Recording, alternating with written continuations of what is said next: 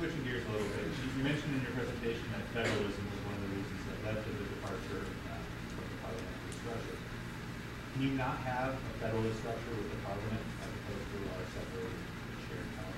You can actually. In the German Bundestag, there's also Bundesrat, in which the 16 constituents have a say in the legislation that's passed by the Bundestag.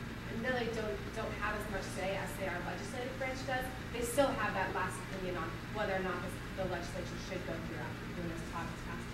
Additionally, the United Kingdom, although the Parliament is the supreme legislature of the nation, there are also more local ones. There are parliaments of Wales and of England and of Northern Ireland.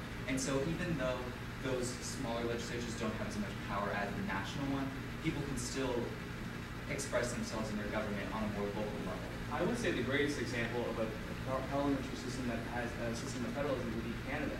They have a national parliament, but they also have provinces with regional parliaments that also have legislating abilities that directly control over the local issues in each province, and they have a lot more say than say in the parliamentary system of Great Britain, because they have more regulations and there's more of a push and pull effect at the national and the state level.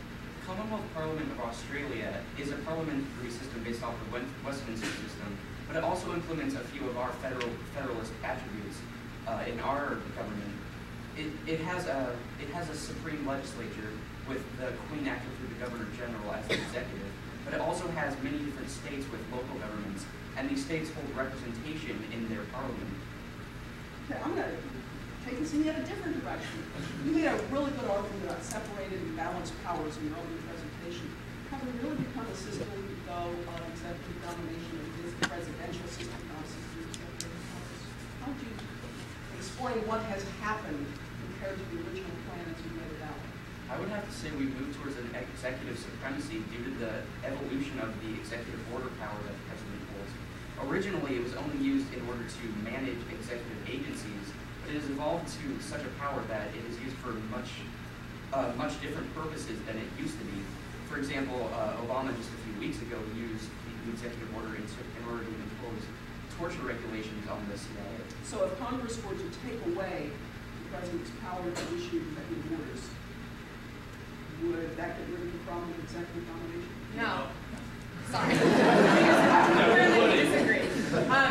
I disagree. I think the expansion of executive power can be traced back to FDR and the New Deal. He established agencies that not only expanded the size of the executive branch, but expanded the power. FDR was able to have not only his hands in the political part of our country, but also in the economic, which was in the first times that this happened in our history. And also, he set the precedent for the rest of the presidents to continue this sense of having more control over the country than the legislative has, seen as the states were incompetent in handling the Great Depression.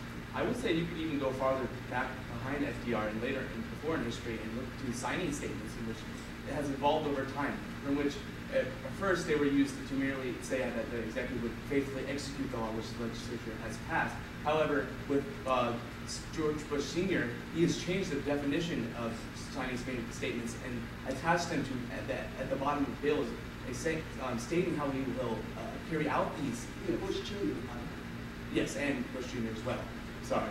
And yes, he evolutionally changed the signing statements. And so, same question. So Congress passes a law saying no signing statements. Problem solved? No. Never. Okay.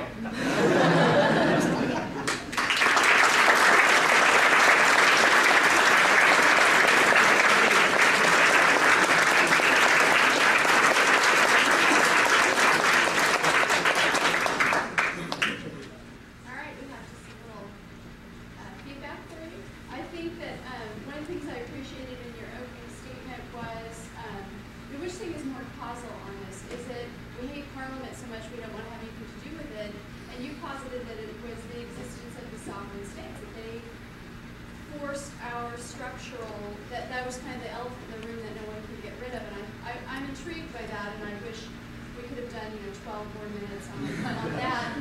So we'll just hang out with you a little bit longer. And I apologize for the Goldilocks thing, but it was there, so you'll have to take it when it comes.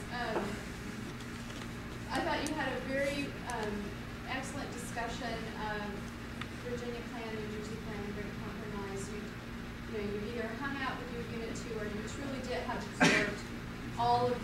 program, which I appreciate.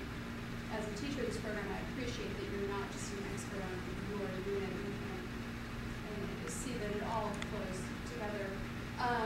And I wanted to, what Claire talked about at the end, we often hear about the expansion of the presidency as a function of the personality of the man, or the woman maybe someday. And you talked about it as a structural. He put these things in place, and we all know that once they're there, there's a building and a janitor, and they, you can't get rid of it. And I felt that I like that view of the expansion of presidential power, that it's bureaucratic and not just the power of the personality. I appreciate that. It was very nice. A lot of energy, which is good. Yeah, I would echo that. I thought that the presentation was good and covered a lot of ground. The one nit I would have is I had a hard time distinguishing between your answer to the main question and the first sub-question. They seem to be conflated, which is natural, and they obviously do go together. But as a judge, hearing a lot of these, it's helpful to signpost the particular questions so that we can clearly see that, okay, now they're in sub-question 1, sub-question 2, et cetera. But that said, it had some great content and brought up some interesting ideas. The one thing I would have liked to follow up on if we had more time was, I think at some point you said that the mixed executive legislative in Great Britain leads to suppression of the minority. And I think there's a counter argument to that the parliamentary system with the multi-parties and the forced coalition government is actually better protects the minority. So I would have liked to talk about that a bit more. I echo everything about the Virginia plan, the various plans. I thought you guys clearly knew that. I was also impressed with your knowledge of foreign examples, directly pertinent to my question about can you have federalism with a parliamentary structure. So that was good. On the last point, I would have liked to, so you talked a lot about the expansion of executive power through executive orders, agency signing statements. I would like to hear a counter argument. So yeah, executive orders have expanded power, but what's the check on executive orders? Yeah, signing statements have tried to expand executive power, but do they have any legal effect? Do they mean anything?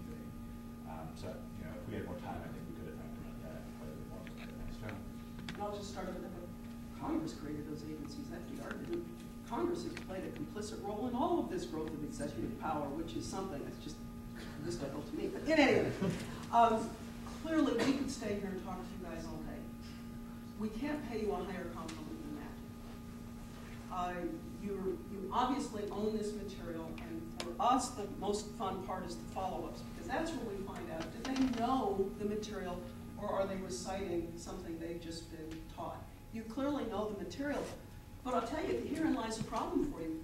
Your opening position was very much the founders deliberately created this system as though they were all harmoniously on board, and you're quoting the rationalizations Madison has to come up with in Federalist 37 and 43 when he says, I know this thing can't work because it's the product of all these compromises.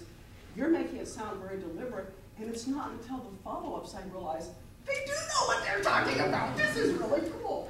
So somehow that deep knowledge of what you really know has to get woven into your opening presentation about whether anybody really deliberately chose anything, or if some people had visions and just got caught up in this juggernaut at the convention that gave us something else.